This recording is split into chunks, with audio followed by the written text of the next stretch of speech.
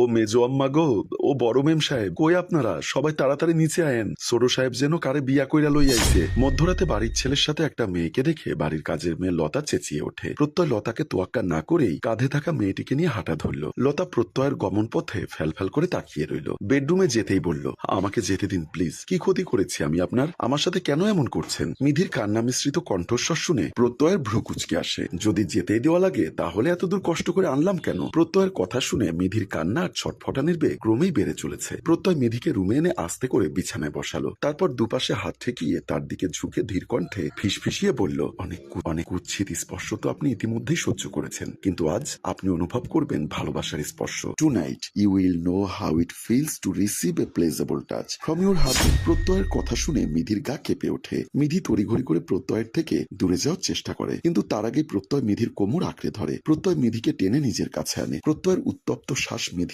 ঘাড় গলায় আছড়ে পড়ে। মিধির দম বন্ধ কর লাগছে। সে হাত দিয়ে ঠেলে প্রত্যয়কে দূরে সরাতে চায়। প্রত্যয় মিধির দুহাত নিজের এক হাতে মুষ্টিবদ্ধ করে মিধির পেছন দিক দিয়ে ধরে রাখে। সে মিধির ঘাড় গলায় ছোট ছোট করে চুমু খায়। মিধি প্রত্যয়কে ঠেলে ঠুলে সরাতে না পেরে কান্না শুরু করে। মিধি কাঁদতে কাঁদতে বলে, আপনি যা করছেন তা কিন্তু নিয়তি সইবে না। প্রত্যয় চোখ তুলে তাকায়, তবে বেশ পাত্তা না দিয়ে বলে, নিয়তি স দিয়ে আমার কি হবে? আপনি বউ, তো আপনি সইতে পারলেই হলো। আমি চরিত্রবান পুরুষ, তাই বউ ব্যতীত অন্য কোনো নারীর সান্নিধ্যে যাই না। তো এরপরে আর কোনোদিন অন্য মেয়েরা সইবে কি সইবে না সেটা আমাকে বলবেন না। কথাটা বলার মাঝেই প্রত্যয় মিধির গলায় কামড় বসায়। কিছুক্ষণের মধ্যেই মিধির ছোট শরীরটা প্রত্যয়ের বুকে লুটিয়ে পড়ে। আজকে ঘটে যাওয়া ঘটনা, এতক্ষণের সকল ক্রিয়ার ভবিষ্যতের চিন্তায় মিধি অজ্ঞান হয়ে পড়েছে। রুমানা চোখ ডলতে ডলতে বলে, কি হয়েছে লতু, তোকে জিনে টিনে ধরলো নাকি রে? এত রাতে চিল্লাস কেন? আফা, ছোট সাহেব। রুমানা বিরক্তিতে বলে, কি হয়েছে ছোট সাহেবের? ছোট সাহেব মাইয়া লই আইছে। লতার কথাটা যেন বজ্রপাতের মতো পড়ল। বিরক্তি নিয়ে দূরে দাঁড়িয়ে থাকা খালেক চৌধুরী এতক্ষণ চুপ থাকলেও লতার কথা শুনে বলে, কি করেছ ওই কুলাঙ্গারটা?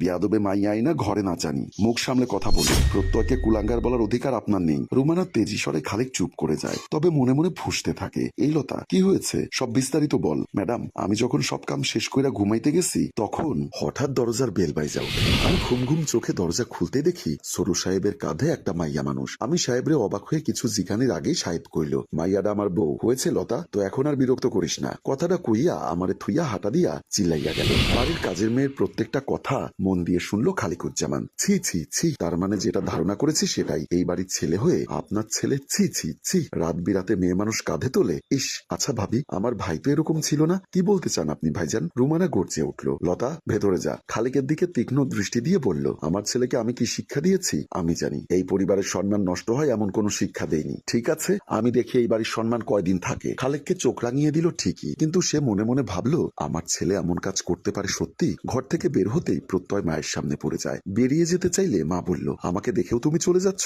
বুঝতে পারছি না আমি, তোমার কি হয়েছে? আমার ছেলে হয়ে তুমি একটা মেয়েকে এভাবে রাতের বেলা কিভাবে তুলে আনতে পারো? কি হলো, এখনো চুপ করে আছো? প্রত্যয় এবার মুখ খুলল, আম্মু, ওর নাম মিধি, আমি ওকে পছন্দ করি আর ওকে আমার বিয়ে করতে হয়েছে। কথাটা কত সহজে তুমি আমার সামনে বলে ফেললে প্রত্যয়। রাত বিরাতে একটা মেয়েকে বিয়ে করে নিয়ে এসেছো। কথাটা বলতে মায়ের সামনে একটু লজ্জা করলো না তোমার? যেটা সত্য সেটা বলতে আমি লজ্জা পাই না। আমি বিয়ে করেছি তাই বলছি বিয়ে করেছি। হ্যাঁ, আর সেটা নিজের মাকে একবারও বলার দরকার মনে হয়নি তোমার, তাই না? কে সেই মেয়ে? কি তার বংশ পরিচয়? তুমি কি জানো না আমাদের পরিবারের একটা মান সম্মান আছে? আম্মু, তোমার সব কথার উত্তর দেবো, তবে এখন আমাকে একটু বাইরে যেতে হবে প্লিজ। বলেই রুমানা চলে গেল। ঘরে শুয়ে আছে মিধি। এই মুহূর্তে সে ক্লান্ত, হুঁশ নেই। ঘরে আসলো রুমানা। মেয়েটা ঘুমুচ্ছে দেখে সে আবার কি যেন ভেবে চলে গেল। লতা সকালবেলা একটা কাপড় আর একটা সাবান নিয়ে আসলো ঘরে। রাতে প্রত্যয় আর ঘরে ফেরেনি। লতা মিধিকে ঘুম থেকে ডেকে তুলে বলল, আপা, এই লন শাড়ি আর সাবান, গোসল কইরা এইটা পইরা আপনার শাশুড়ির সামনে যান। মিধি কি যেন ভেবে উঠে গেল। শাড়িটা পেঁচিয়ে বের হবে তখনই কেউ একজন সামনে এসে হাসতে শুরু করলো। মিধি বুঝতে পারছে না ছেলেটা কে হতে পারে। সম্পত্তির ভাগ নেবে ভাবলে ভুল করবে সোনামণি। তোমার অনেক আগে থেকে আমি বসে আছি, আর তুমি কি ভেবেছো আমার বাড়া ভাতে ছাই দিয়ে আমার হাতে বাটি ধরিয়ে তুমি সব নিয়ে যাবে আর আমি কলা চুষবো? কিসের কথা বলছেন আপনি? আমি কিসের কথা বলছি বুঝতে পারছো না? আচ্ছা আচ্ছা, বহুত শেয়ানা। খালেকুজ্জামান এবার হাসছেন। লতা এসে বলল, আসুন, আপনাকে ডাকে। মিধি সেদিকে এগিয়ে গেল। ড্রয়িং রুমে যেতেই রুমানা বলল, তোমার নাম কি? মিধি। আমার ছেলে তোমাকে বিয়ে করেছে? হ্যাঁ, করবেই তো। বড় লোকের ছেলেকে কিভাবে ফাঁদে ফেলতে হবে সেটা তো ভালো করেই জানো। আপনি যেরকম মনে করছেন আমি সেরকম মেয়ে নই। রুমানা হেসে বলল, তুমি কি রকম মেয়ে সেটা আর আমাকে বুঝাতে হবে না। আমি ব্যবসার সংসার সব একসাথে গোছানো মেয়ে। আমার ছেলে তোমাকে কেন বিয়ে করেছে আমার সব জানার কোনো আগ্রহ নেই। তোমাকে ওর জীবন থেকে চলে যেতে হবে। এই নাও ব্ল্যাঙ্ক চেক। তোমার মতো গরিব ঘরের মেয়েরা কেন বড় লোকের ছেলে? আমি এখানে কোনো ব্যবসা করতে আসিনি, কোনো সম্পত্তির জন্য আসিনি। আপনার ছেলেকে আমি ফাঁসাইনি, বরং আপনার ছেলে আমাকে জোর করে তুলে এনে বিয়ে করেছে। রুমানার মুখে মুখে এমন প্রথম কেউ কথা কথা বলল। মিঠি আর একটু ভয় পেল না। রুমানাও তার কথা শুনে অবাক হয়ে গেল।